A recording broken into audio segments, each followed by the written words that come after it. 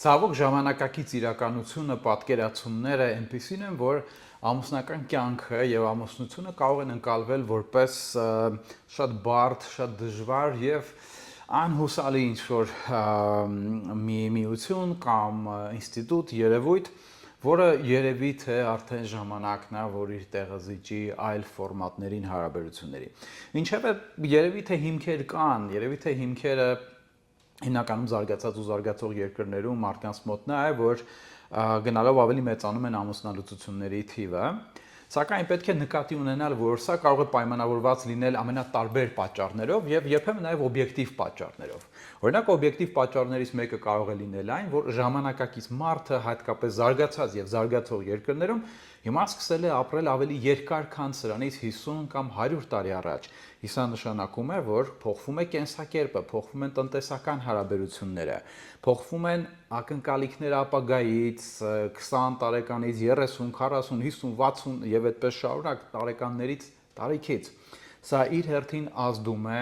ամուսնության եւ ընտանեկան հարաբերությունների վրա, պատկերացումների, սկզբից պատկերացումների տեսքով իհարկե։ Բացի դրանից, մշակութային տարբերությունները, սկսել են փոխվել պատկերացումները կախված նրա թե երբ մարդիկ պետք է ընտանիք կազմեն։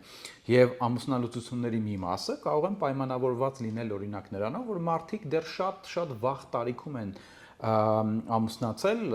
իրենց վաղ 20-ականներում, նույնիսկ մարդիկ կան 19-ում, 18-ում,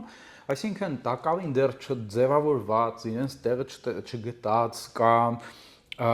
կյանքի մասին, իրենց մասին պատկերացումները դեռ չձևավորված են, թե ով են իրենք, ինչ են ուզում կյանքից, ինչ են ուզում հարաբերություններից, բնականաբար այս ամենը պատճառ կարող են հանդիսանալ ամուսնալուծությունների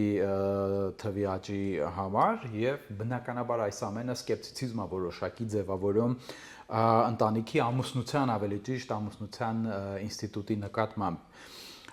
Սակայն երևի թե սա նաև պայմանավորված է այն պատկերացումներով իրացիոնալ, ոչ իրատեսական, ոչ օբյեկտիվ, որոնք թերևս երևի բոլոր մշակույթներում կան, հետո նաև մեր մշակույթում։ Եվ ինչպես մնացած բոլոր հիասթափությունների դեպքում նաև ամուսնությունից կամ ամուսնուց, կնոջից, եթե կարելի այդպես ասել, հիասթափությունների հիմքում ընկած են նաև ոչ իրատեսական, սխալ, սուբյեկտիվ պատկերացումները, որոնք չեն համապատասխանում իրականությանը,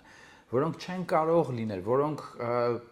չի կարող դիմացինը որպես մարդ տալ կամ ստեղծել, կամ երբ որ ակնկալիքները իրարամերժ են, դրանք չեն կարող մեկ մարդու մեջ համատեղվել։ Ինչևէ, համենայն դեպս, այսպես թե այնպես, ամուսնությունը դա մի բան է, որը ինչ որ մի օր ավարտվելու է, եթե ոչ ամուսնալուծությամբ, ապա կողմերից որևէ մեկի մահով կամ երկուսի մահով։ Այս տեսանկյունից մյուս կողմից, էլի որ նայենք, ամուսնությունը